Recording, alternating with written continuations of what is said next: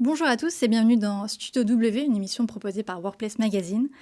Aujourd'hui, on va s'intéresser avec mes invités à l'épineuse question de la qualité de vie et des conditions de travail. Le nouveau Premier ministre a fait de la santé mentale une grande cause nationale pour 2025, preuve que le sujet préoccupe, notamment vis-à-vis des salariés. Hausse des arrêts maladie, stress, isolement, détresse psychologique, une dégradation de la santé mentale et des phénomènes de désengagement qui ne sont évidemment pas sans conséquences sur les organisations. Les entreprises prennent quant à elles peu à peu la mesure de l'enjeu.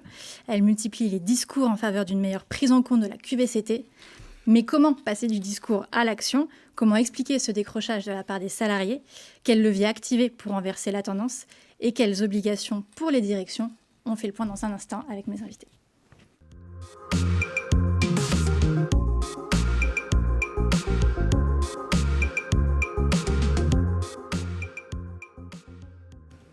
Bonjour et bienvenue à vous trois. Je vais vous présenter rapidement. Marie Lacroix, vous êtes docteur en neurosciences et cofondatrice du cabinet Cogix, une agence de conseil en sciences cognitives. Vous accompagnez notamment les entreprises afin d'adapter le plus possible le travail au fonctionnement humain. À vos côtés, Jérôme Friteau, vous êtes directeur des relations humaines et de la transformation à l'assurance retraite Caisse Nationale. Et enfin, Thomas Godet, vous êtes avocat associé chez Erige Avocats. Merci à vous d'être avec nous aujourd'hui. Avant de démarrer, je vous rappelle aussi que vous pouvez à tout moment poser vos questions dans le chat. Elles seront relayées en fin d'émission, donc n'hésitez pas. Je le disais donc en introduction, les conditions de travail des salariés français se dégradent depuis maintenant quelques années. Un premier chiffre pour illustrer cette tendance, dans son dernier baromètre paru en septembre 2024, donc tout récemment, le cabinet Empreinte Humaine dénombrait 42% de salariés en situation de détresse psychologique, un résultat plutôt préoccupant. Est-ce que c'est un chiffre qui vous paraît refléter ce que vous observez aussi sur le terrain, Marie Lacroix, Jérôme Friteau? Oui, dans les entreprises et les services publics qu'on peut accompagner, il y a vraiment des manifestations de différents degrés, et notamment parfois même de la souffrance au travail, en tout cas des différents degrés de détresse. Alors, une accumulation de fatigue, des symptômes vraiment de stress, d'épuisement parfois. Ce sentiment aussi parfois que on ne peut pas faire face en fait, à ce sentiment d'urgence permanente ou de charge de travail trop importante. Et puis aussi parfois cette demande des managers, cette impression qu'ils n'ont pas trop les moyens de maintenir l'engagement. Donc cette demande-là, en tout cas, on la constate et elle est partagée, à part quelques rares cas, mais en tout cas c'est vraiment quelque chose qui a l'air d'être de plus en plus répandu. Ça, on va revenir évidemment sur les raisons de cette hausse de la dégradation de la santé mentale, mais en tout cas, c'est effectivement un phénomène que vous constatez vous aussi dans les entreprises que vous accompagnez et sur le terrain. Tout à fait. Jérôme Friteau. C'est vrai qu'on n'est pas épargné par un phénomène qui apparaît comme sociétal. Il est vrai qu'il est difficile de mesurer ce qui est nouveau, ce qui est apparu après la crise sanitaire. On a constaté effectivement un effet rebond, un deuxième effet peut-être de la crise sanitaire, avec tout d'abord une grande fatigue à l'issue des périodes de confinement, et puis effectivement une accélération des temps qui est peut-être plus mal vécue. Alors, quelle est la part de la vraie accélération post-Covid? Quelle est la part du phénomène d'épuisement? Quelle est la part du travail dans un phénomène qui généralement est très varié? En tout cas, si on le prend à titre individuel, on a des phénomènes, des causes qui peuvent être extrêmement diversifiées.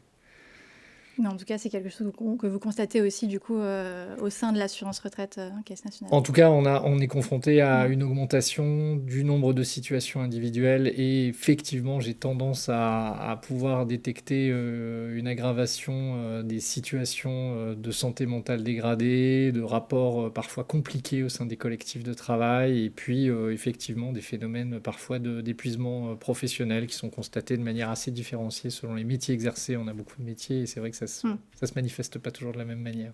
D'où la signature d'un accord QVCT, on va y revenir aussi au sein de l'assurance retraite. Alors un autre chiffre témoigne aussi de cette tendance, c'est celui des arrêts maladie qui explose depuis maintenant 2 ans. Selon un baromètre de Malakoff Humanis, cette fois la moitié des salariés du secteur privé avaient été arrêtés au moins une fois en 2022, notamment pour motifs psychologiques ou apparition de troubles musculo-squelettiques. C'est une proportion jamais atteinte depuis 2016. Qu'est-ce que ça traduit selon vous, Thomas Godet ? Alors, moi, de mon point de vue, encore une fois, d'avocat et en plus en droit du travail, conseil d'employeur, on va voir, nous, le verre à moitié vide, c'est-à-dire qu'on va voir tous les conflits qui nous arrivent. Et donc, leur nombre n'a pas forcément augmenté, mais le passage par la case médecin traitant dans un début de litige a vraiment progressé en nombre et statistiquement. C'est-à-dire que s'il y a 5 ans ou 10 ans, quelqu'un allait aller voir un élu du personnel, allait éventuellement écrire, peut-être aller voir qui c'est un avocat, ces choses-là peuvent encore être faites, évidemment, voir le médecin du travail, bien entendu, mais la case médecin traitant arrive hyper vite, en fait, dans le processus, comme si c'était la manière la plus douce, finalement, de dire quelque chose, puisque finalement, ça n'est pas politique, ça n'est pas contre quelqu'un, on n'accuse pas quelqu'un de harcèlement, on n'accuse pas l'entreprise de me faire souffrir, mais je marque quand même un peu mon territoire en disant, là, il y a quelque chose qu'il faut régler, soit lié à une insatisfaction, une surcharge, on verra après. Mais on va dire que c'est presque de l'ordre du réflexe, et les médecins traitants voilà, étant peut-être plus faciles aussi à contacter et à être consulté, finalement, versus un médecin du travail, voire un inspecteur du travail, finalement, notamment grâce à tout un système de visio et de contact comme ça, c'est vrai qu'on voit apparaître le médecin du traitant dans plein de dossiers, alors qu'il est soumis au secret médical et que du coup l'entreprise n'aura aucune info de ce qui s'est dit. Oui. Mais ça apparaît énormément. Donc je ne suis pas du tout surpris par ces chiffres et je crois vraiment que c'est devenu une pratique. Voilà. Comme un signal d'alerte. Comme un signal, exactement. Ouais. Avant une alerte éventuellement, exactement. Mais en amont, quoi. Et on a énormément de dossiers, avec de temps en temps la qualification d'accident du travail, mais je ne suis pas sûr qu'au départ, l'agent ou le salarié réfléchissent juridiquement. En fait. Il va au départ demander ce que certains appellent un parachute ou d'autres appellent la grève froide. C'est une façon de dire pendant 8 jours, je me débranche parce que là, je sens qu'on va aller dans une difficulté que je ne vais plus pouvoir maîtriser derrière. Quand on en sera au terrain du conflit, ce sera trop tard. Voilà. Donc, comme un chiffon un peu que j'agite, mais vraiment sans côté revendicatif ou agressif. Quoi, voilà. C'est comme ça que je le comprends. Avec pour conséquence un chiffre qui a été publié par la CNAM il n'y a pas longtemps, c'est le coût des arrêts de travail qui a bondi de 8,5% au premier semestre 2024, effectivement, ce qui n'est quand même pas négligeable. Bien sûr, un record. Et un discours de la sécurité sociale qui te dit on va contrôler. Bon, il y a peut-être certains arrêts qui sont polémiques et évidemment il faut les regarder, mais je pense que ça dénature un peu l'enjeu quand même. Mmh. Alors, on va s'intéresser aux raisons de ce décrochage. On en a déjà un petit peu parlé. Qu'est-ce qui peut expliquer, selon vous, cet accroissement de l'épuisement professionnel et des RPS ? Comment on en est arrivé là ? Vous parliez d'accélération, notamment des temps, de sursollicitation. Marie Lacroix ? Oui, en fait, ça s'inscrit aussi dans une certaine continuité. C'est vrai que, par exemple, la transformation digitale, elle a amené plein de nouvelles questions, une accélération, et puis qui n'est pas forcément en adéquation avec les capacités de traitement de l'information de notre cerveau. Donc, quand on est dans des environnements accélérés, hyper connectés, qu'est-ce que ça fait ? Donc, en fait, c'est peut-être aussi dans cette continuité qui s'est accélérée potentiellement pendant le Covid, avec cette hybridation du travail qui rajoute encore la pression supplémentaire, finalement, sur notre fonctionnement cognitif. Et c'est vrai que Cogix, on est né vraiment de cette notion-là de finalement cette transformation digitale, on ne va pas réussir à adresser les enjeux que ça crée si on ne s'intéresse pas vraiment au fonctionnement du cerveau, les limites naturelles par exemple de notre attention, et quand on les comprend, on peut remettre de la qualité de vie dans le travail, dans l'organisation même du travail. Après, sur les causes qui peuvent expliquer ça, il y a aussi quand même le contexte macro, la crise peut-être économique, l'inflation, voilà, qui a créé peut-être certains choix dans les entreprises qui ne sont pas forcément faciles à accepter. La crise énergétique, par exemple, dans le service public, où ça a fait vraiment des diminutions de budget d'office. Donc voilà, on doit faire toujours la même chose, voire plus, avec moins. Donc ça, c'est quand même des contextes qui sont partagés par pas mal de services publics ou d'entreprises privées. Et puis, le contexte plutôt géopolitique aussi, qui peut affecter finalement la psychologie des individus. Donc tout ça, ça rentre en jeu. Mais effectivement, c'est important de ne pas se cacher derrière ces raisons macroéconomiques qui sont présentes et qui changent les choses. Parce que finalement, il y a quand même des solutions, il y a des leviers à mettre en place, justement, quand on parle de la qualité de vie et des conditions de travail, qui permettent de nourrir les conditions qui vont permettre de respecter l'individu et donc d'apaiser, finalement, de diminuer le stress et éviter les risques psychosociaux et la souffrance au travail. travail. Donc vraiment, bien sûr, il y a des causes macro, mais c'est vraiment dans l'organisation du travail qu'on peut retrouver certaines actions. Et donc, effectivement, les causes, elles peuvent être liées à cette hyperconnexion permanente. On a fait une étude avec l'entreprise Leco récemment qui permettait de démontrer qu'il y avait vraiment que 17% des gens qui ne se connectaient pas en dehors des heures de travail, par exemple, sur 16 000 personnes, cette étude. Donc c'est quand même, c'est très peu. Il y a une réalité quand même du rapport au travail qui change et qui pose la question de est-ce qu'on arrive à récupérer, à mettre en place des pratiques qui vont nous permettre de maintenir ces ressources cognitives durables pour être à la fois efficaces et maintenir durablement notre engagement dans le travail. Donc tout ça, c'est des choses qui effectivement, on sent que ces causes-là, elles peuvent venir doucement créer des conditions un peu délétères sur ce maintien de l'engagement, un maintien des ressources qui permettent de faire face aux différents challenges que l'on a dans le travail. Donc vraiment aussi ces cultures d'entreprise, ces cultures de l'urgence où tout est important, on a interrompu en permanence. En fait, on sait très bien que notre cerveau... on ne peut pas faire plusieurs choses à la fois, contrairement à tout ce qu'on peut nous laisser croire. Et donc, toutes ces interruptions, elles ont un coût. En fait, en moyenne, on perd 3 minutes à chaque fois qu'on est interrompu dans une tâche. 3 minutes, c'est vraiment le temps, une fois qu'on a fini la tâche interruptrice, pour se revenir dans la tâche en cours. Et donc, 3 minutes dans une journée, si on a interrompu 2 dizaines de fois, on se retrouve avec une perte sèche de temps, avec une accumulation de fatigue et l'impression de ne pas avoir fait tout ce qu'on a à faire. Donc, il y a vraiment cette notion-là d'accumulation, d'accélération qui peut vraiment affecter la capacité à faire son travail et affecter petit à petit l'engagement. C'est-à-dire si j'ai l'impression que dans ma journée de travail, j'arrive pas à faire ce que j'ai envie de faire, ce qui me semble important, au fur et à mesure, j'ai de moins en moins la capacité à le faire, l'engagement à le faire, la vigueur pour le faire. Jérôme Friteau, vous avez parlé justement de l'accélération des temps un peu plus tôt et de ce phénomène de sursollicitation, notamment vis-à-vis des mails. Oui, alors on a multiplié effectivement le recours à différents types d'outils, des outils collaboratifs notamment. Je pense que la crise sanitaire a encore amplifié le phénomène. C'est vrai qu'aujourd'hui, tout le monde est équipé avec des outils de Microsoft Office 365 ou autres solutions techniques, avec le mail et la culture de l'écrit qui s'est développée. Je ne reviens pas sur les phénomènes sociétaux qui ont été décrits à l'instant, mais c'est vrai que je pense que si les grandes entreprises notamment se sont évertuées pendant des décennies à standardiser, garantir une forme d'égalité de traitement et finalement limiter aussi le rôle des managers qui avaient une application strictement homogène de toutes les règles de l'entreprise, aujourd'hui émerge un phénomène quand même grandissant, c'est celui d'un besoin très très fort exprimé par le salarié d'avoir des réponses sur mesure. C'est d'ailleurs pour ça peut-être que autant de jeunes veulent être entrepreneurs pour avoir une forme de liberté qui répond finalement à leurs attentes individuelles. On est confronté à ça aujourd'hui. Je pense qu'il y a eu une percée aussi de l'entreprise et du monde du travail dans l'intime pendant la phase de crise sanitaire, si ça n'avait pas été le cas avant. Cette percée, elle est restée, c'est-à-dire qu'on a constaté, ont éclaté vraiment les situations de vie, souvent derrière la caméra pendant les phases de confinement. Et pour le coup, les managers ont dû adapter un certain nombre de choses, déjà pendant les phases de confinement, parce qu'il y avait des gens qui étaient parents d'enfants jeunes devant leur faire école, certains étaient aidants familiaux, certains étaient touchés plus ou moins directement par le Covid ou d'autres types de maladies. Et donc, je pense que tout ça a quand même aussi fait entrer l'entreprise dans la sphère personnelle. Et aujourd'hui, on sent bien que c'est un incontournable. Et pour les entreprises, c'est quand même une difficulté. Alors, pour une petite entreprise, on y arrive parce qu'on connaît tout le monde et on connaît les spécificités de chacun.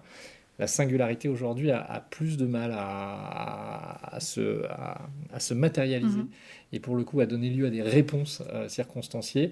Mais clairement, on est confronté à des situations qui donnent lieu à de la souffrance, telle qu'une famille monoparentale qui se manifeste, un handicap, un problème de santé, ne serait-ce que une séparation.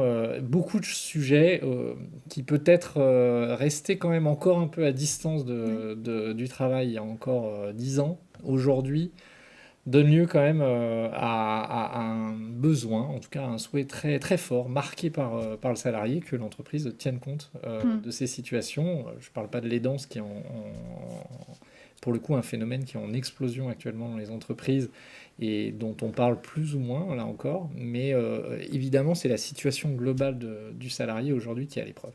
Ensuite, Il y a la question de la charge de travail ressentie, donc on l'évoquait avec le mail et la prolifération d'outils, la modification permanente finalement des technologies qui sont utilisées dans le quotidien, la confrontation à des problématiques sociétales qu'on a évoquées, parce que pour un service public qui est confronté par exemple à l'ensemble finalement de la société française, eh ben, il y a des difficultés dans le dialogue, il peut y avoir des micro-agressions, voire des agressions plus sévères qui se manifestent.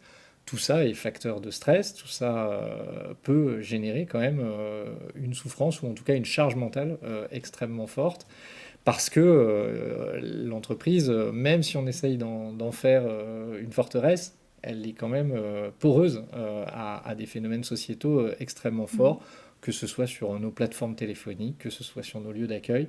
On va être confronté à un moment donné à de la souffrance exprimée et diversement exprimée. Donc plutôt un phénomène multifactoriel si je vous écoute à la fois dans la sphère professionnelle comme personnelle. Thomas Godet, quel est votre constat sur ces raisons du décrochage ?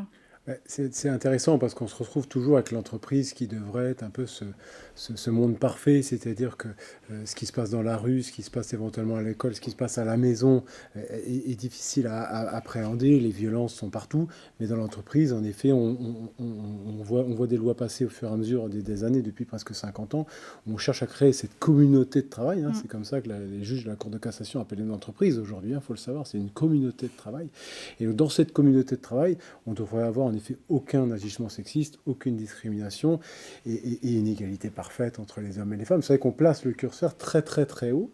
Voilà. Et on n'avait pas été jusque-là, on n'a pas été là, quand on regarde la loi, on n'a pas été jusqu'à demander la prise en compte des situations personnelles, comme Jérôme vient de l'indiquer. Mais pour autant, on avait quand même ce droit à la déconnexion qui est globalement un échec. Le droit à la déconnexion, on vient de rappeler la statistique, ça veut dire quand même que si 83% des gens se connectent hors de leurs horaires, c'est que visiblement le droit à la déconnexion n'est pas entré dans les mœurs. En revanche, ça n'est pas la loi et ça n'est pas la jurisprudence, mais en effet, les accords QVCT, on va, j'imagine, s'arrêter sur un accord en particulier, mais moi, ce que je vois passer, ce que je rédige, ce que je relis, rentre dans une génération un peu aujourd'hui où on va traiter à l'intérieur de cellules de crise un peu internes à l'entreprise des fameuses situations de souffrance liées à des causes personnelles. Des causes, on voit même, liées à l'état de santé. Et ça, en tant que juriste, on est surpris parce que en principe, c'est pas autorisé. En principe, l'entreprise n'a pas à connaître de situations personnelles. Bon, alors on sous-entend maintenant que comme c'est le salarié qui finalement agite cette situation pour faire appel à un dispositif qui existe dans l'entreprise, tout va bien. Mais je suis très très attentif, moi, à la confidentialité de ces outils-là. Mais c'est vrai que c'est nouveau. On va dire que les origines organisationnelles, on les connaît. Les comportements toxiques, on sait qu'il faut les sanctionner. Donc ça, on travaillait dessus. Mais le lien et l'individualisation, en effet, de mon planning, peut-être pas sur 2 ans, mais sur quelques semaines, quelques mois, parce que là, j'ai vraiment une difficulté. Il va falloir que l'entreprise et mon équipe m'aident à la surmonter.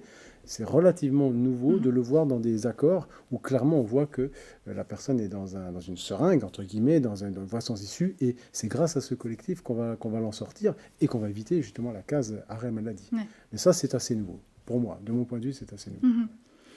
Marie Lacroix, il me semble que vous parlez aussi d'un sentiment de perte de contrôle. Oui, alors après, donc ça c'est peut-être en lien avec les causes qui seraient plutôt transformationnelles. Donc dans les organisations, s'il y a des transformations ou des changements permanents, et donc, ça même dans les services publics qu'on peut accompagner. Finalement, faire plus avec moins, ça veut dire reprioriser des choses, laisser des choses de côté, réorganiser. Et ces réorganisations successives, en tout cas, ces changements permanents, ça peut entraîner une baisse de sentiment de contrôle. Et c'est vrai que du point de vue cognitif, il y a un mécanisme qui s'appelle le locus de contrôle qui peut être soit interne. Interne, ça veut dire que vraiment je suis maître de ce qui m'arrive, j'ai l'autodétermination, disons, et je suis un élément clé de ce qui se passe dans ma vie.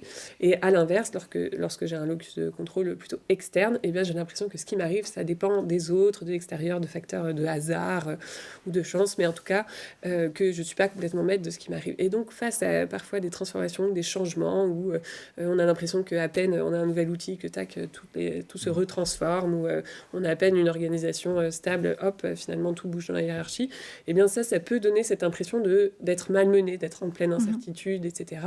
Et ça, c'est quelque quelque chose qui est extrêmement délétère pour la psychologie humaine.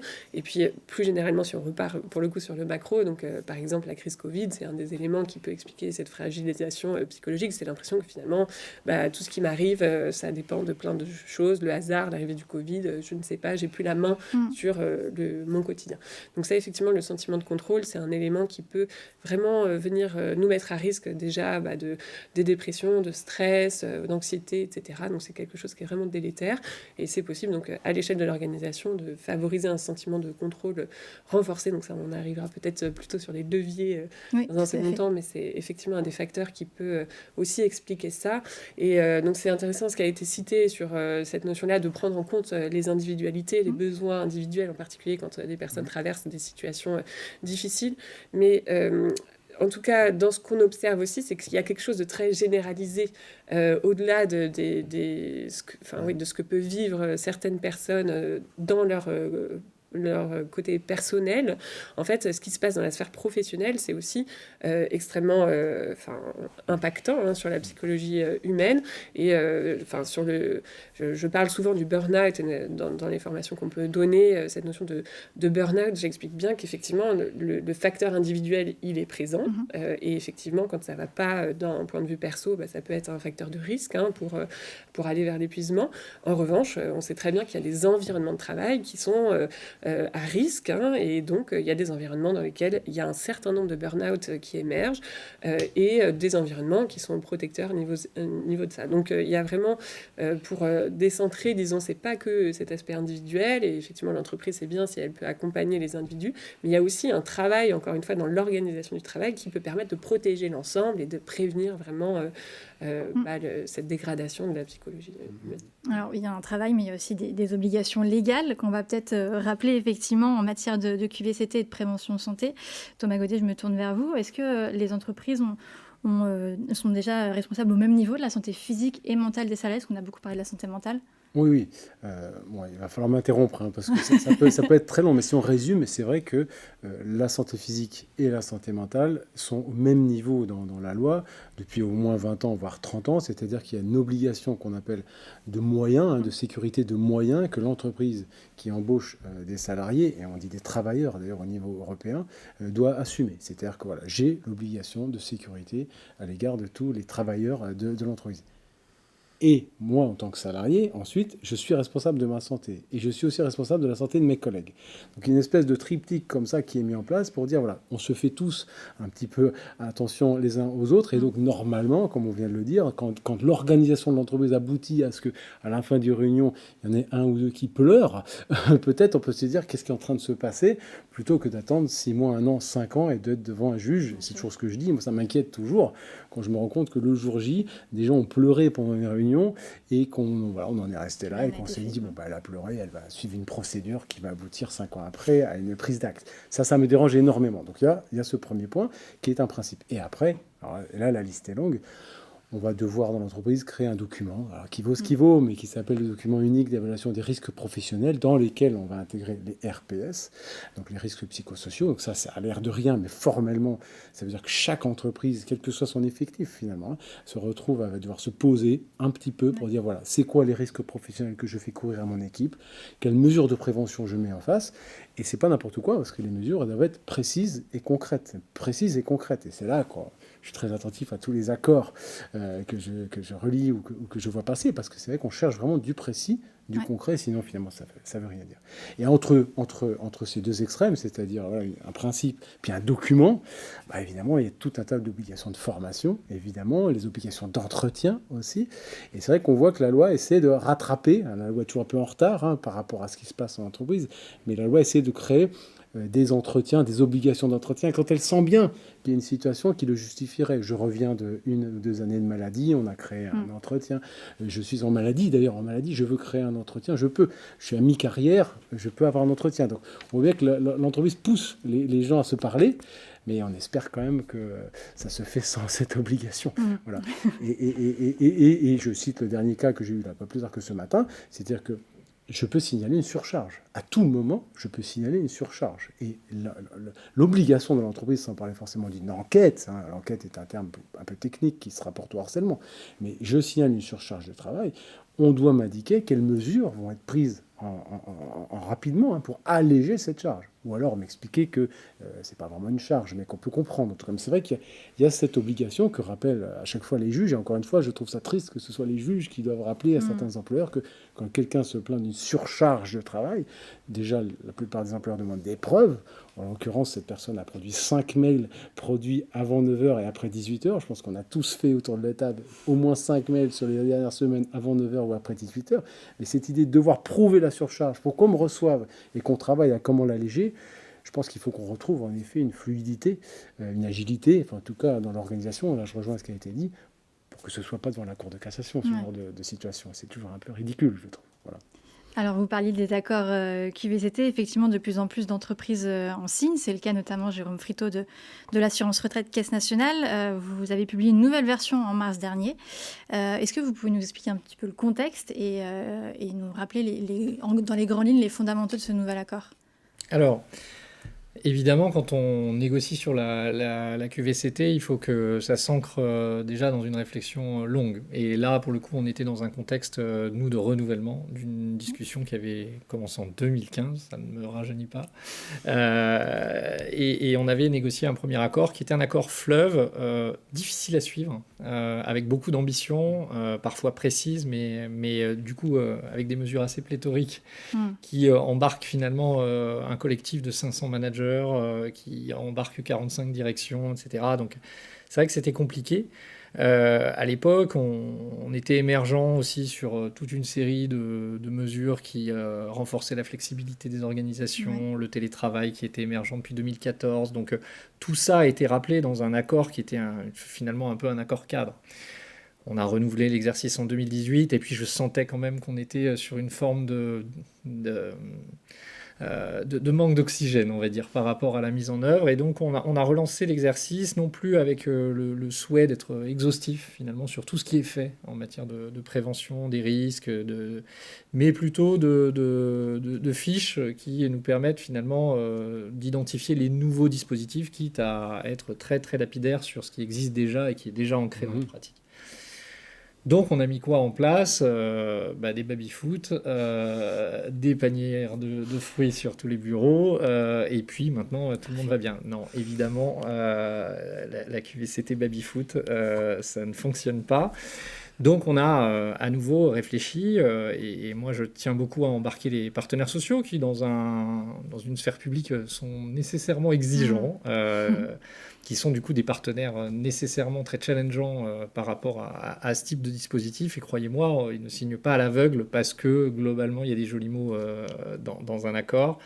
On a voulu travailler évidemment sur toujours un renforcement de la prévention des risques, aller au-delà du document unique d'évaluation des risques professionnels, essayer de valoriser toute une série d'actions qu'on a pu mettre en place dans le renforcement par exemple de l'écoute du ressenti des salariés avec un baromètre social digital qu'on a généralisé dans toute la France, donc sur nos entités régionales également, avec une mesure 2 fois par an, des questions qui sont récurrentes, qui nous permettent aussi d'observer les tendances, avec quelques questions qui grattent sur les outils de travail, sur des choses comme ça qui nous permettent aussi de voir quelles sont les différences et les nécessités différenciées d'intervention, d'accompagnement sur des nouveaux outils de travail, etc. Donc, on travaille avec une start-up là-dessus qui nous permet en plus de ne pas surmobiliser ni les managers tout en leur offrant quand même une console de pilotage qui leur permet de voir leur unité, pouvoir la comparer à des métiers équivalents, etc. On a mis en place pour la Caisse nationale des instances qu'on appelle groupes santé de travail, qui nous permettent d'analyser les situations individuelles, les signalements à la médecine du travail, signalement manager, situation d'absentéisme anormal, des choses comme ça qui nous permettent d'avoir comme ça finalement une veille. Et pour le coup, j'ai une référente qualité de vie et conditions de travail extrêmement impliquée, je la salue au passage. Donc on essaye de mettre en pluridisciplinaire, en discussion finalement, l'analyse de ces risques et de pouvoir éventuellement être de plus en plus tourné vers la prévention primaire et puis pouvoir identifier les situations difficiles, les gens dont il serait souhaitable de faire évoluer le métier, ou en tout cas de les changer carrément de positionnement, avec le recours et l'appui du médecin du travail. On a encore la chance, nous, d'avoir un médecin du travail internalisé, en tout cas sur l'Île-de-France, et ça, c'est toujours précieux d'avoir un service santé au travail qui connaît les gens et qui n'en a pas 1000 en responsabilité sur 5 entreprises différentes. On a travaillé évidemment sur l'ancrage des mutations du travail dans les pratiques. Ça, c'est quand même un élément qui quand même est nouveau depuis la sortie de crise sanitaire. Nous, on a quand même, j'y reviendrai, accéléré considérablement le développement du télétravail. On parle de généralisation. On est sur près de 90% de salariés en situation de télétravail partiel. Ça a complètement changé quand même le mode de fonctionnement. On ne résume pas le travail hybride à la conclusion d'un accord. Et en termes de pratique managériale, il faut quand même faire réfléchir les managers à non pas l'organisation du travail à distance, qui finalement se fait de manière assez naturelle si on est un tout petit peu dans le lâcher-prise et l'abandon du command and control. En revanche, réorganiser le travail en présentiel, ça c'est la vraie problématique. Évidemment, la question du lien social qui joue beaucoup sur les questions de renforcement de l'individualisme, la création de situations d'isolement. J'y suis assez sensible parce qu'on l'a vu avec le décret qui permettait à des à des salariés en situation d'immunodépressivité, d'immunodépression, d'être en télétravail continu. Moi, j'ai 100% d'échecs sur ces situations-là. Ils ont été protégés contre le Covid, ils n'ont pas du tout été protégés contre la situation de désinsertion professionnelle, j'ose le terme. Oui. Et donc, typiquement, on a besoin d'accompagner aussi sur ces sujets-là. Encourager le droit à l'erreur, le droit à l'initiative, à l'expérimentation. Je pense que ça participe notamment des questions d'engagement qui aujourd'hui sont le parent pauvre, surtout dans les entreprises où on a une activité relativement normée, ce qui est notre cas. Évidemment, on applique une réglementation, une législation, et donc laisser des latitudes, des marges de manœuvre, finalement, y compris déjà aux managers de proximité pour expérimenter des choses, ça participe aussi de la mise en dynamique et d'un certain enthousiasme collectif. Il y a l'amélioration des conditions de travail qu'on a beaucoup travaillé, alors avec une conviction que j'ai très forte, c'est l'idée quand même de multiplier les occasions de dialogue sur le travail. Ouais. Marie le disait tout à l'heure, le travail dans l'urgence est quand même quelque chose qui s'est largement démocratisé malheureusement. On travaille beaucoup dans l'urgence avec des outils qui nous le permettent. Il faut savoir briser l'exclusivité de ce travail dans l'urgence et multiplier du coup ces occasions de dialogue. On a refondu nos dispositifs d'évaluation individuelle, notamment en essayant de tourner les objectifs plutôt vers du collectif, parce que finalement la performance, elle se mesure de plus en plus de manière collective, avec finalement la synergie qu'on arrive à créer au sein d'une équipe, mais entre les équipes également, qui se croisent dans un contexte hybride. Essayer aussi d'aborder la question de la charge de travail dans le dialogue guidé sur l'entretien annuel, qu'on essaye aussi de désacraliser sur un temps annuel qui est très stressant pour tout le monde et essayer de le faire de manière plus continue dans l'année, où cette question de la charge ressentie est abordée en face à face, et ça se confronte finalement à notre baromètre qui lui est anonyme et qui nous permet, si on utilise bien la data RH, de pouvoir confronter les regards, l'anonyme d'un côté, collectif, et l'individuel assumé de l'autre. Et puis, on a mis en place des dispositifs comme les ateliers de dialogue sur le travail, je pourrais y revenir si vous voulez, qui nous permettent d'avoir des temps consacrés au sein de chaque équipe pour discuter des irritants, de la réalité, de l'organisation, des priorités, des process, de tout ce qui finalement est un obstacle à la bonne réalisation du travail, et le sentiment, c'est vrai, qui émerge de plus en plus du salarié qui est frustré de ne pas réaliser un travail de qualité. C'est des choses qui nous remontent assez régulièrement. Donc ces sujets-là, évidemment, c'est des sujets au long cours. Il est très difficile quand on signe un accord de pouvoir s'engager sur des résultats chiffrés, parce que les partenaires sociaux sont parfois exigeants sur le chiffre aussi. Et je leur dis toujours, avoir des indicateurs, c'est quand même pas si simple. Et puis, bien sûr, on a travaillé sur la conciliation des temps de vie. Et on a une grosse action depuis maintenant 10 ans sur de la flexibilité croissante, répondre à cette aspiration quand même de plus en plus forte à une forme de liberté, Oui. d'organisation, de meilleure conciliation, avec quand même une limite, évidemment. Et la limite, c'est le collectif, c'est le service public pour nous, et c'est notre capacité à rendre le service. Donc c'est toujours cette ligne de crête qu'on essaye de trouver à travers différents types de solutions qui parfois se concurrencent entre elles. Télétravail, flexibilité horaire, forfait jour pour ceux qui pourraient en bénéficier, qui chez nous étaient peu nombreux au départ et sont plus nombreux aujourd'hui, test de la semaine en 4 jours, etc. etc. Et puis un grand axe finalement de cet accord, c'était la diversité et l'inclusion. Essayer de véritablement incarner aussi la promotion de la singularité dans l'entreprise. Nous, on a une multiplicité de métiers qui vont du téléconseiller au data scientist qui alimente le gouvernement en données sur notre système de retraite ou le juriste de haut niveau qui va travailler sur une réforme.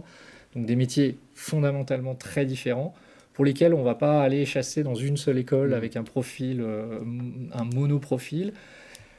On a envie que chacun puisse trouver sa place dans l'entreprise et puisse évidemment cohabiter avec le collectif. Et d'ailleurs, ce que j'exposais en matière de conciliation de vie, on essaye de le rendre concret et de pouvoir ainsi favoriser cette diversité et cette inclusion, l'incarner et puis du coup afficher aussi une forme de tolérance zéro sur tous les phénomènes de discrimination, etc. En plus de ce qu'on fait de manière plus particulière et depuis plus longtemps peut-être, sur l'égalité femmes-hommes et sur le handicap, puisqu'on a une politique assez ambitieuse là-dessus. Alors Thomas Godet, on a entendu beaucoup de choses, peut-être une réaction de l'avocat à ce que vous venez d'entendre. Non, mais en toute transparence, c'est vrai que vous l'indiquez, c'est qu'en fait on essaie de peaufiner au fur et à mesure et l'expérience aide, parce qu'il faut des années en effet pour faire rentrer ça dans une forme de culture d'entreprise qui est déjà de lever la main quand ça va pas et de pas tout de suite penser que comme on dit que ça va pas, forcément on va aboutir sur un dispositif type sanction, voire insuffisance. On se souvient peut-être de ce dessin humoristique d'un manager qui recevait un salarié en fin d'année et le manager qui lui demandait alors peux-tu qualifier ta santé au travail cette année, bonne, moins bonne, mauvaise? Il disait mauvaise et donc je note tu n'as pas atteint ton objectif. Voilà, il y a quelque chose de ridicule mais qui correspond un petit peu à ce qu'on peut connaître dans certaines entreprises qui hélas n'ont pas cette tradition ou, il faut le dire, n'ont pas mis les moyens non plus parce que ça prend du temps mais ça coûte aussi beaucoup. Et c'est vrai qu'aujourd'hui, moi, je vois bien que le seuil d'effectif à partir duquel on doit embaucher impérativement une fonction qu'on peut appeler ressources humaines ou sous un autre vocable, mais on va dire quelqu'un dont la tâche va être notamment d'inculquer ces valeurs de qualité de vie au travail et de dialogue, en effet, sur la façon de travailler, descend. Je pense qu'au bout de 30 ou 40 personnes dans une unité, et on a quasiment besoin d'avoir cette expertise aujourd'hui versus quand j'ai démarré, je pense qu'on était à 200 personnes. C'est qu'aujourd'hui, c'est une question aussi de moyens et de ressources. Et puis après, c'est vrai que moi, je suis attaché quand même au collectif. C'est vrai que quand j'entends des accords collectifs et que par ailleurs, je vois énormément de situations, mais je suis vigilant parce que c'est vrai qu'on arrive sur des situations où l'égalité, on va dire, entre les salariés est complexe puisqu'on va avoir des gens qui vont être et il faut bien comprendre ce que je dis, il n'y a rien d'agressif, mais ni dans la situation d'être aidant, ni dans celle d'être handicapé, ni, entre guillemets, d'être une femme, d'être dans aucune minorité, et qui ne vont pas se retrouver, du coup, dans les différentes cases qui sont proposées, alors qu'il peut avoir le sentiment, lui, qu'à chaque fois que quelqu'un n'est pas là, c'est lui qui assume. Et on a aussi ces situations-là où il faut être juste. Et on parlait de temps de travail, et comme le temps de travail a complètement éclaté aujourd'hui, c'est vrai qu'on ne mesure plus ni en minutes ni en secondes le temps de travail, je pense qu'on est tous contents avec ça. On ne va pas non plus chronométrer les gens pour voir le temps qu'ils mettent à faire telle ou telle mission, c'est vrai, mais entre deux, moi j'insiste beaucoup sur la définition entre guillemets d'une forme de quantité de travail, parce qu'il faut qu'on retrouve cette possibilité-là, non pas pour la mesurer, mais pour la valoriser quand il y a quelqu'un qui à un moment donné a peut-être plus fait dans son site, dans son établissement, que quelqu'un d'autre dans un autre site où justement il y a peut-être eu moins d'absence et tout ça. Et donc moi j'ai beaucoup de clients qui me demandent à réfléchir à ça, la compensation, est-ce que c'est en repos, est-ce que c'est en argent, mais d'une équipe qui à un moment donné est restée au travail pour aider en effet tous ceux qui étaient en situation plus compliquée, mais qui y a aussi une forme de récompense. Et ça c'est vrai que dans les obligations de négocier tout à l'heure pour continuer les obligations, il y a évidemment l'obligation de négocier sur la QVT, c'est une obligation, mais souvent, elle est liée à la NAO et tout simplement au salaire et aux primes. Voilà. Il va falloir relier à un moment donné tout ça quand même. Voilà. Alors bon, les signatures d'accord, c'est bien. Encore faut-il passer ensuite à l'action, effectivement. Et Marie Lacroix, c'est là que ça se complique parfois. Toujours dans le baromètre d'empreinte humaine, il y a un chiffre qui m'a interpellée. Seuls 39% des entreprises libèrent du temps pour des actions de sensibilisation à la prévention des risques psychosociaux. Un chiffre assez peu élevé finalement quand même au vu de l'enjeu dont on parle depuis le début de cette émission. Quels sont les freins selon vous aujourd'hui qui persistent dans les entreprises pour ne pas mettre en place ces temps de prévention ? Déjà, le premier, je pense que c'est que ce sujet-là, il n'est pas pris comme un axe stratégique. Et ça, c'est vraiment dommage. La prévention des risques, comme n'importe quel risque dans une entreprise, doit être pris en compte. Et finalement, la performance durable d'une entreprise, c'est quand même les ressources humaines. Donc, en faire un axe stratégique et pas que bien encadré sur la mission des RH, mais bien sur l'ensemble du comité de direction, ça, c'est vraiment important. Donc, cette notion de prendre conscience des enjeux, savoir aussi être formé sur comment agir. Il y a effectivement aller au-delà, par exemple, du document du HERPS, qui est vraiment structurant, mais en tout cas, se dire comment est-ce qu'on peut agir en fait, pour remettre de la qualité de vie dans le travail. Tout ça, c'est des choses qui permettent effectivement de se dire, en fait, les responsabilités, elles sont partagées, elles sont à l'échelle individuelle, elles sont à l'échelle collective et à l'échelle organisationnelle. Et donc, plus on prend conscience déjà des enjeux, plus on se dit qu'on va agir en prévention et pas seulement en réaction à des situations de souffrance. Ça, c'est vraiment essentiel.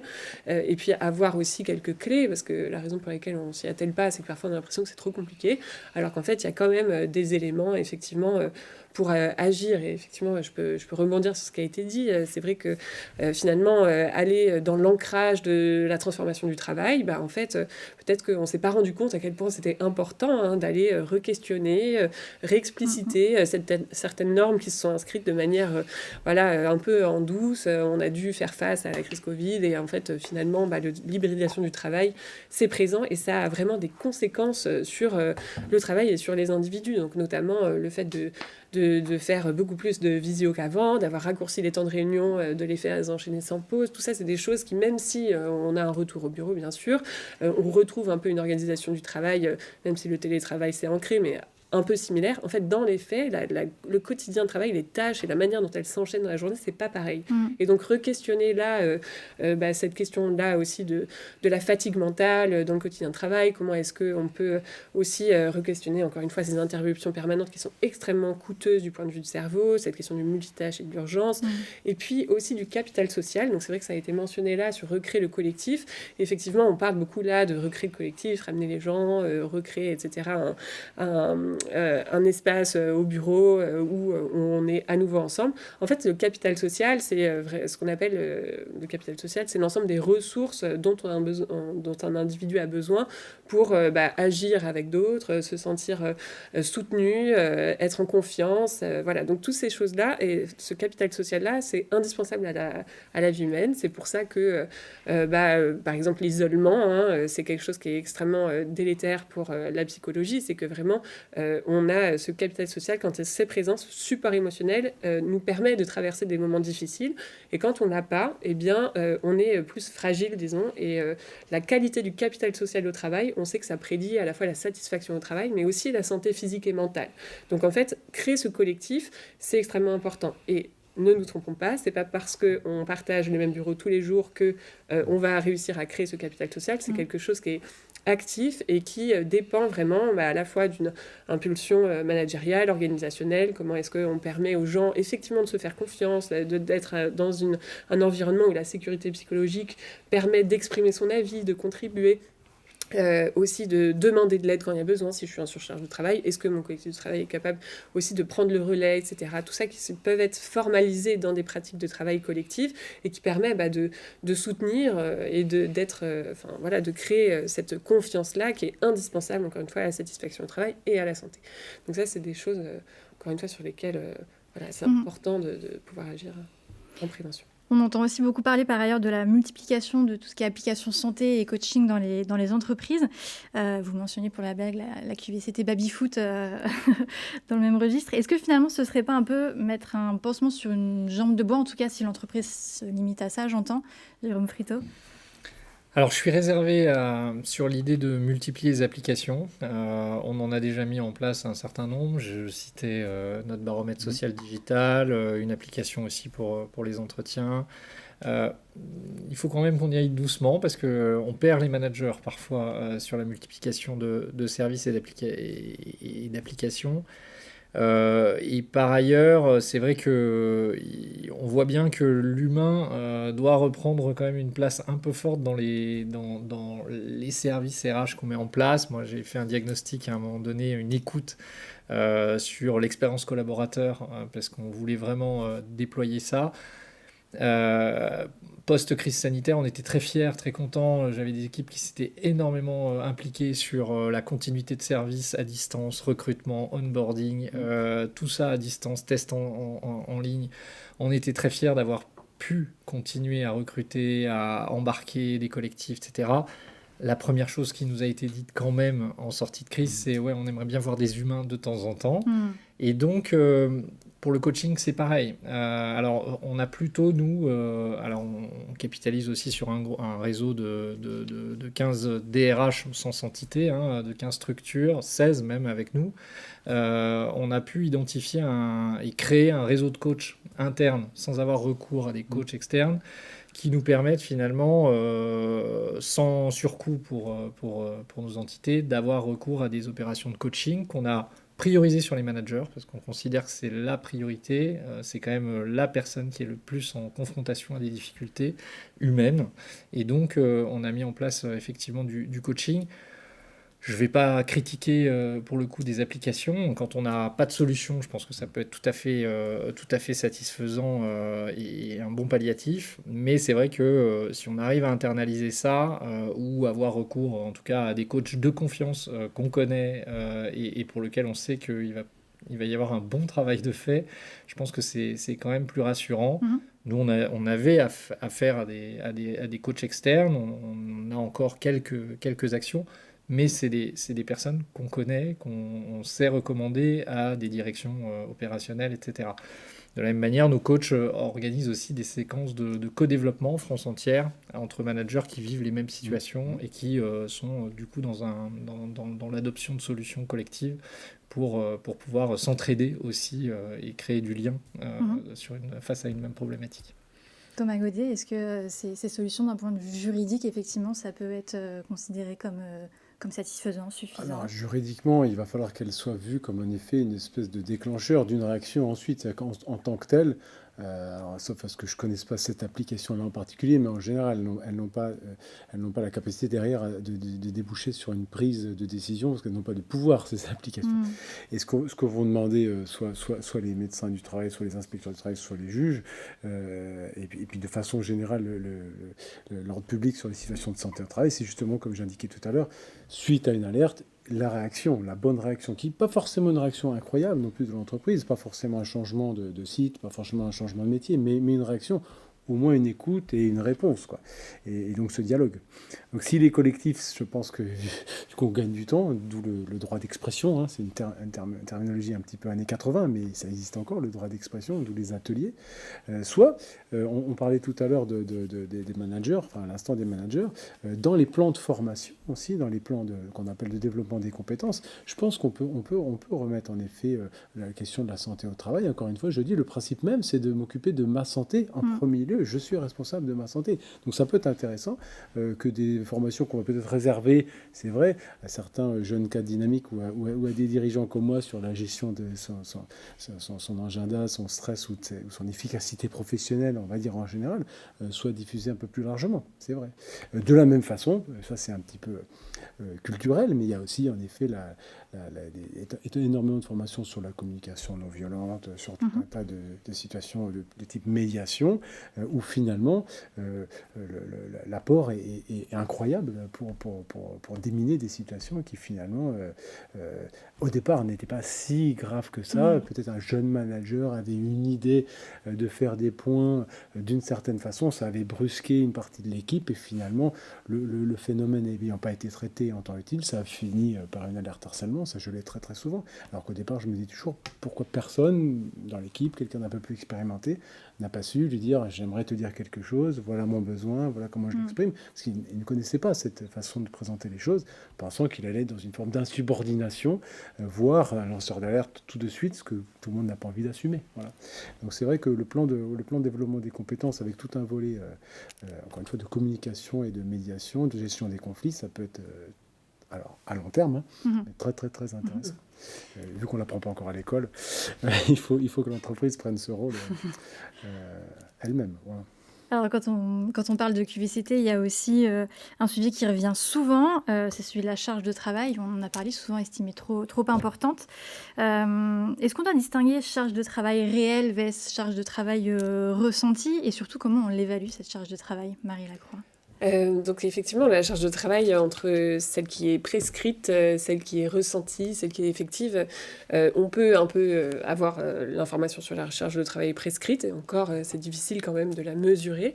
En revanche, on peut effectivement mesurer la charge de travail ressentie, et c'est là-dessus peut-être qu'il faut se recentrer, parce que finalement, l'expression de la souffrance, l'expression aussi du stress qui est dû à cette perception de l'inadéquation entre les ressources que l'on a et puis les contraintes qu'on nous donne ou les objectifs qu'on nous donne, eh bien tout ça, c'est quand même ça qui va être prédicteur le plus de ce qui est ressenti par les individus et l'état dans lequel ils se retrouvent. Donc ça, on peut la questionner et c'est effectivement un indicateur qui est extrêmement important. Alors en plus, d'un point de vue cognitif, finalement, qu'est-ce que c'est que la charge de travail aussi, ressentie? Ça, on peut faire le lien avec l'espace mental qui nous permet de traiter l'information à chaque instant. C'est la mémoire de travail. On sait que de manière universelle, on peut traiter environ 7 informations à la fois. Au-delà, eh bien, c'est vraiment ce risque d'être dans un état de surcharge mentale. Et donc, en fait, au quotidien, quand on traite une tâche, quand on traite la quantité de travail qu'on a à faire, ce qui vient influencer cette charge de travail perçue, c'est non seulement la complexité de la tâche en adéquation avec mon expertise, donc finalement, si des choses changent, si finalement on change d'outils, on change d'objectifs, etc., est-ce que moi j'ai vraiment les capacités, les compétences pour réaliser cette tâche dans le temps imparti, par exemple? Donc ça pose la question de l'individu. Mais au-delà de ça, il y a aussi l'environnement qui vient influencer cette charge de travail perçue. Donc on rejoint encore l'histoire des interruptions en permanence. Ouais. En fait, pour exactement la même quantité de travail, si je suis interrompue tout au long de la journée, je n'ai pas la capacité d'atteindre cette charge de travail. Donc j'ai l'impression d'avoir pas arrêté ou même d'avoir débordé de mes horaires de travail et pourtant j'ai pas atteint mes objectifs. Donc ça, c'est intéressant parce que au-delà de la charge de travail ressentie, de se dire cette personne-là elle est moins performante qu'une autre, ce qui est important c'est de se questionner qu'est-ce qui est de la responsabilité individuelle dans la charge de travail ressentie, qu'est-ce qui est de l'ordre de l'équipe, du collectif, de la manière dont on organise les normes de travail, et puis à l'échelle organisationnelle, donc là notamment les plans de montée en compétences, etc. C'est des choses qui peuvent être adressées à ces 3 niveaux-là. Et encore une fois, la charge de travail ressentie, pour le coup, on peut la suivre. Elle nous donne un indicateur, mais attention à ne pas effectivement responsabiliser que l'individu, mais bien travailler sur ces 3 échelles. Jérôme Friteau, dans votre accord QVCT, il me semble que vous testez un dispositif d'analyse de la charge de travail pour les managers. Comment ça fonctionne ? Alors, on s'est attaché aux managers. Pourquoi ? Parce que c'est vrai que pour le reste des populations, on arrive tant bien que mal à mesurer une charge de travail, au moins quantitative, et avec toutes les nuances qu'a apporté Marie, parce que évidemment, il y a évidemment toujours ce même écart entre travail prescrit et travail réel dans la mesure de la charge. Mais pour les managers, on partait de pas grand-chose, parce que c'est toujours très difficile de mesurer la charge de travail d'un manager. Or, on s'est quand même aperçu ces dernières années que la barque des managers s'est considérablement alourdie. Pour ça, on a voulu vraiment spécifiquement travailler sur la charge de travail ressentie, et on a assumé ça. Et pour essayer de la matérialiser, on on a fait travailler ensemble notre référente et spécialiste de la qualité de vie et des conditions de travail, psychologue du travail, et pour le coup un designer de service RH qui nous apprend à travailler à partir des émotions.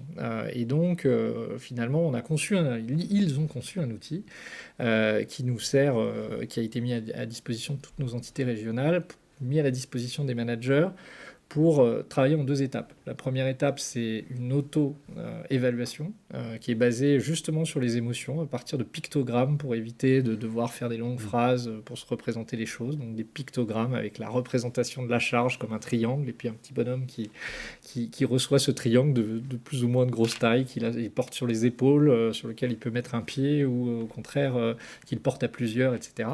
Et puis après un dialogue avec son propre manager qui va tourner autour de différentes notions. Les horaires de travail, l'intensité du travail, est-ce que justement le travail est souvent interrompu, est-ce qu'il y a une priorité de l'emploi du temps qui peut être faite, la complexité du travail, le soutien dans le travail, c'est-à-dire est-ce qu'on est soutenu par l'équipe, par la hiérarchie, par des collègues, l'autonomie dans le travail, puisqu'on constate souvent que quelqu'un qui ne se sent pas autonome vit sa charge de travail de manière beaucoup plus difficile.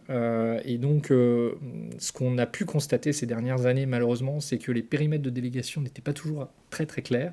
Et ça aussi, dans l'autonomie, pour un manager, c'est très compliqué de ne pas savoir finalement ce qu'il a le droit de décider à son niveau ou de ce qu'il doit remonter. Alors, qu'est-ce que ça génère ? Ça génère des mails avec beaucoup de gens en copie pour ouvrir des parapluies et se défendre en cas de remise en question de la décision prise. Tout ça génère de la charge supplémentaire, de l'addition de mails, etc. L'organisation du travail, bien sûr, et puis les compétences, enfin. Pour le coup, on parlait tout à l'heure de plan de développement de compétences.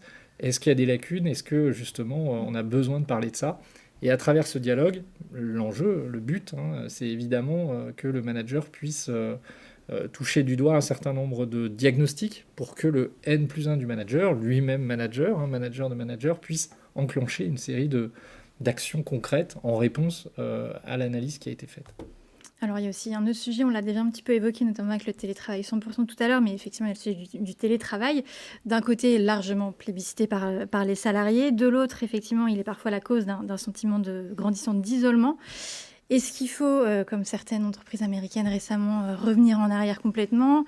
Est-ce qu'il faut mieux l'encadrer ? Quels sont les leviers là-dessus de l'entreprise ? Alors moi, aujourd'hui, je suis très attentif parce que c'est vrai que j'ai dans ma clientèle des dirigeants ou des DRH qui étaient jusqu'aux années 2015-17 anti-télétravail, ensuite qui avaient pris ça vraiment avec des pincettes. La Covid est arrivée, ils sont devenus amoureux du télétravail. Et puis là, en effet, ils se posent tous des questions, ils se regardent les uns les autres un petit peu, à savoir qui va bouger en premier. Et on le sait, des groupes comme Amazon, comme UPS notamment, on dit, allez, tout le monde revient, on va voir. Il ne faut pas se tromper.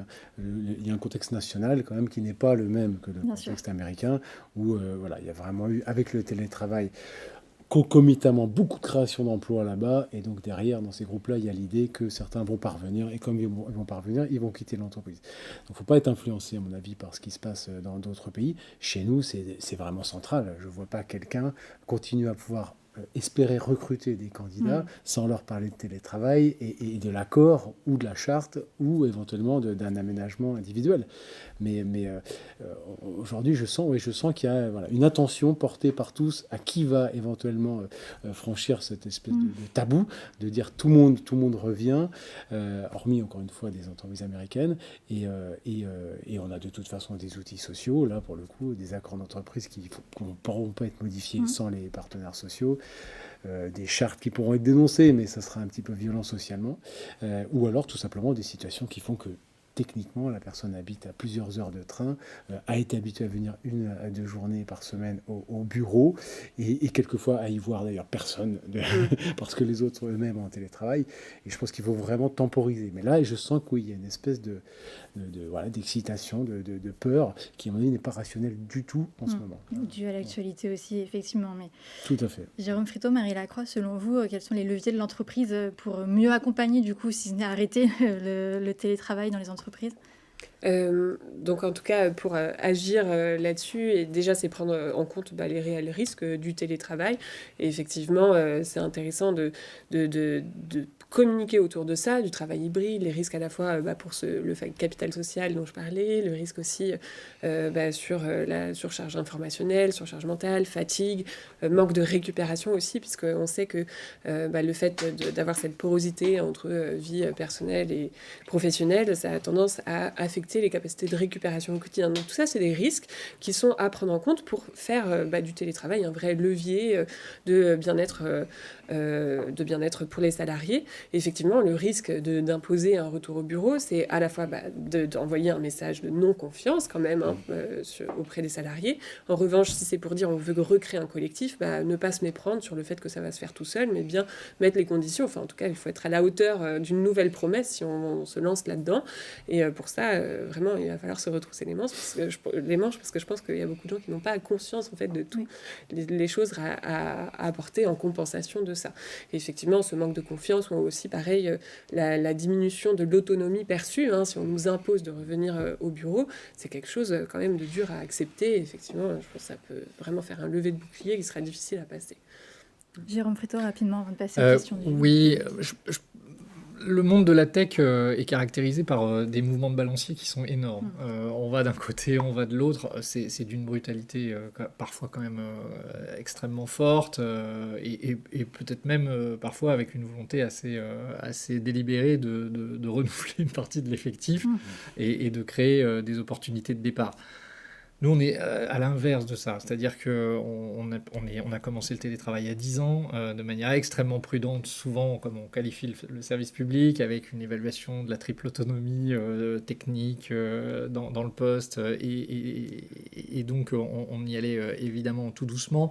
Moi, je l'avoue aujourd'hui, j'étais même assez frileux à ouvrir le télétravail aux managers. Alors, on avait fait une disposition un peu intermédiaire avec de la souplesse organisationnelle selon le dispositif consacré, avec une vingtaine de jours par an de travail à distance pour quand même accorder une certaine flexibilité. Et puis, on s'est convaincu petit à petit, mais on a franchi les étapes pas à pas, avec l'ensemble de l'équipe de direction, dans une approche assez unanime, quand bien même tout le monde n'était pas exactement au même rythme, il y avait des fébrilités managériales par moment, mais on a embarqué le collectif petit à petit, et sur une période de 10 ans, sur un télétravail que je qualifierais de raisonné, et je pense que c'est ça la clé. Je crois assez peu au full remote, donc le 100%, moyennant peut-être quelques petites structures qui sont nativement virtuelles et qui peuvent y arriver, mais petites et nativement en télétravail. Pour le reste, ça ne fonctionne pas et on a pu le tester. Et donc sur un télétravail équilibré, un hybride qui permet de préserver les collectifs, qui ne crée pas de situation de désinsertion professionnelle ou même d'isolement, là, on peut faire des choses très intéressantes et il est évident qu'on ne reculera plus. Ça devient un argument presque qui passe parfois devant la négociation salariale. On va maintenant prendre quelques minutes pour répondre aux questions qui ont été posées dans le chat. Manon, journaliste pour Workplace Magazine, va se charger de les relayer. Manon, sur quoi portent les interrogations aujourd'hui ? Quel retour vos collaborateurs font-ils du baromètre social ? De votre côté, quel retour en faites-vous ? Jérôme Fréteau, je pense que ça s'adresse à vous. Oui. En tout cas, on a un taux de participation qui est tout à fait satisfaisant, ce qui montre déjà que les salariés y croient. Pour qu'ils y croient, il faut qu'on fasse des synthèses, c'est-à-dire qu'on exploite ces résultats et qu'on en fasse un retour transparent, authentique, et qu'on puisse afficher aussi une série d'actions. Ça, c'est la difficulté, évidemment, surtout quand on doit décortiquer service par service. Nous, on a au total 14 000 collaborateurs, même 18 000, qui utilisent le baromètre. Donc, je pense que c'est diversement apprécié en fonction aussi de la capacité de l'organisation à réagir et à proposer des solutions. De notre point de vue, c'est extrêmement intéressant parce qu'on examine des tendances, on peut, comme je le disais, croiser avec ce qui nous est dit aussi dans les entretiens en bilatéral et puis identifier des zones où, pour le coup, le collectif s'étiole, où il peut y avoir des problématiques managériales, etc. Mais on apprend des choses, typiquement sur la solidarité au sein des collectifs, qui est notée à plus de 8,5 sur 10, par exemple. On sent qu'on a une vraie solidité des collectifs de travail avec des solidarités qui s'expriment et un attachement fort, finalement, parfois davantage d'ailleurs au collectif immédiat qu'à la structure et à l'employeur. Les jugements sont parfois plus durs vis-à-vis des dirigeants que vis-à-vis notamment du manager, les managers étant extrêmement plébiscités. Ça aussi, c'est extrêmement rassurant parce que du coup, on a une base solide et on peut du coup détecter et réagir face aux atypies qui nous sont présentés. Thomas, Ça me fait penser à la politique. Les gens vont plus avoir confiance dans la municipalité que dans Exactement. le pouvoir central. Ouais, c'est intéressant. Manon, on va prendre une autre question. Que prévoit la loi dans la situation où de jeunes mères souhaiteraient s'occuper de leurs enfants de moins de 3 ans et télétravailler en même temps? Que peut-on accepter en tant qu'employeur? Alors là, on va être très Question clair. assez précise. On va être très clair. Non, le télétravail n'est pas un aménagement, entre guillemets, de garde d'enfants. Hein. Ça, c'est clairement le cas. Les accords, d'ailleurs, souvent, les préambules le rappellent. Il faut bien distinguer le travail, le télétravail et la garde d'enfants.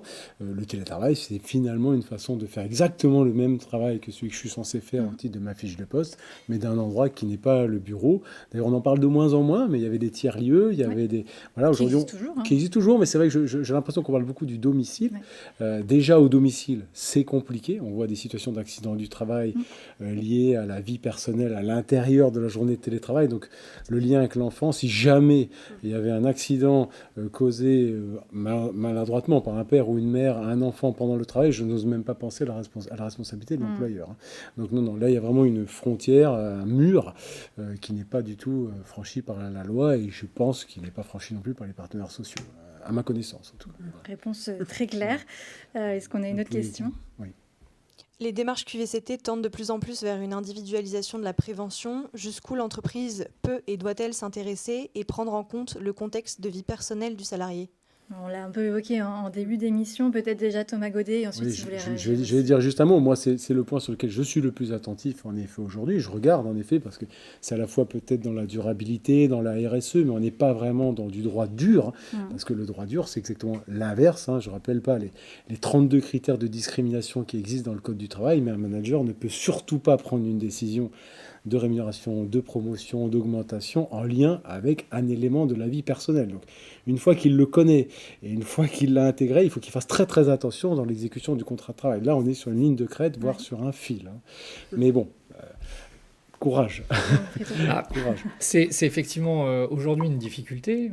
Ça vaut parfois à un DRH d'être détesté par ses propres équipes qui doivent mettre en place des accords avec des tas de nuances. Je plaisante à peine. Évidemment, c'est compliqué. Oui, il y a un peu de vécu. Ce qui est le plus dangereux dans les entreprises, c'est le gré à gré, ne serait-ce que juridiquement, mais aussi en termes de justice sociale. Quand on commence à donner un avantage à un salarié parce qu'il le demande, parce qu'on veut le fidéliser et qu'on ne l'attribue pas à quelqu'un d'autre, c'est très compliqué.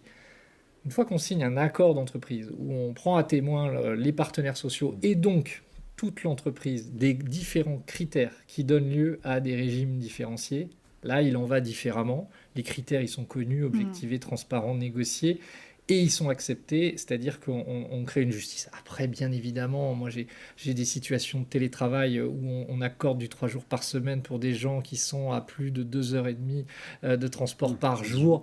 Et là, on dit, oui, mais alors si j'utilise Mappy ou Google Maps, je n'ai pas le même résultat. Est-ce que l'employeur peut m'obliger à prendre les transports en commun? Évidemment que le détail compte et qu'après, on a des petites crispations. Ouais. Mais globalement... quand on part sur le dialogue social, qui est évidemment le plus long, le plus compliqué, etc., on s'assure derrière quand même d'avoir une relative adhésion quand même aux critères qui ont été définis. Marie Lacroix, est-ce que vous voulez réagir? Enfin, en tout cas, ce qui a été dit, c'est l'essentiel. Et effectivement, le fait de mettre un cadre aussi qui est équitable pour tout le monde, c'est l'essentiel. Bon, moi, je suis très attachée toujours à cette notion de qualité de vie dans le travail. Je pense qu'effectivement, plus le cadre de l'entreprise permet aux gens de ne pas aussi s'épuiser au travail, plus ils ont aussi la possibilité de répondre aux responsabilités qu'ils ont en dehors du travail. C'est quand même essentiel. Je ne connais pas le fonctionnement du cerveau aussi bien que vous, mais j'ai l'impression quand même que quand on sait qu'il y a une solution sans forcément avoir besoin de l'utiliser, c'est déjà très très rassurant, ou de savoir que la règle va être appliquée de façon équitable, même si je n'en bénéficie pas, c'est peut-être plus satisfaisant en effet, voilà, à titre uniquement de citoyen de l'entreprise. C'est ça, ça renvoie un message aussi positif général de bienveillance et d'importance de chacun. La petite difficulté quand même dans cette gestion de la personnalisation des organisations, c'est le management. Pour un manager qui a été habitué parfois pendant des décennies à appliquer de manière très homogène une égalité de traitement, commencer à introduire, à évoluer vers un management équitable, tourné vers la justice sociale et qui d'ailleurs permet de différencier parfois les objectifs ou de positionner sur un plan collectif ce qui était autrefois plus pratique de réaliser en individuel avec des objectifs qui étaient déclinés de manière identique pour tous les collaborateurs. C'est un changement de paradigme et là, pour le coup, ça s'accompagne assez fortement. Nous, on s'engage là dans un accompagnement très très large et qui va être durable sur de la notion de performance durable qui embarque un peu ces aspects-là. En tout cas, on sent que c'est un vrai sujet. Maintenant, peut-être une dernière question et après on terminera. Si vous deviez donner un conseil à une entreprise qui souhaite améliorer sa politique de prévention santé, lequel ce serait ? Alors, un conseil par personne, dernier exercice, qui se lance, qui commence ? Je me répète un petit peu, mais je pense qu'il faut identifier un interlocuteur. C'est certain que le premier effort et le premier investissement, c'est voilà, une expertise en matière de ressources humaines ou au moins de communication ou de santé au travail. Peut-être extérieur, d'ailleurs, dans un premier temps. Ça peut être quelqu'un qui vient une fois par semaine ou au moins pour enseigner un certain nombre de réflexes pour se protéger soi-même et s'occuper de sa santé. Je pense déjà, ça me paraît être un bon début. Oui, peut-être, c'est vrai, donc de se lancer aussi dans cette montée en compétences, parce que vraiment cette compréhension de ces enjeux et puis ces leviers pour agir, encore une fois, il faut avoir cette maîtrise-là, et ça c'est une montée en compétences. Effectivement, en fonction de la taille de l'entreprise, on peut avoir plus ou moins ces ressources-là qui nous permettent de monter en compétences, de se faire aider là-dessus. Et puis aussi cette notion de cartographier, commencer à aller chercher les bons indicateurs et pour les suivre, ça c'est aussi des choses qui permettent de se dire, bon voilà, on a cartographié un certain nombre de sujets et puis on priorise et on avance petit à petit parce que tout ne sera pas résolu en un an. Enfin, c'est des démarches de long terme, quoi. Donc commencer par cartographier, prioriser certaines choses et puis se faire accompagner vraiment sur cette montée en compétences et ce changement de paradigme s'il y a besoin. Moi, je dirais multiplier les occasions de dialogue et les temps dédiés, c'est-à-dire à tous les niveaux, dialogue social, dialogue entre managers et collaborateurs sur des temps qui sont un peu hors réunion d'équipe, des temps dédiés, temps individuel, temps collectif, temps de dialogue social. Quand on multiplie les occasions de dialogue, les expertises autour de la table, on les a et les éléments de diagnostic vont être bons. Des pistes concrètes qui, on espère, en inspireront certains. On arrive maintenant au terme de cette émission, comme je le disais. Sachez que le replay sera disponible d'ici 24 heures et le compte-rendu de nos échanges sera également disponible dans notre numéro de novembre. Un grand merci à vous trois pour cet échange autour de la QVCT. Je vous donne rendez-vous désormais en 2025 pour un nouveau cycle d'émissions. Très bonne journée à tous.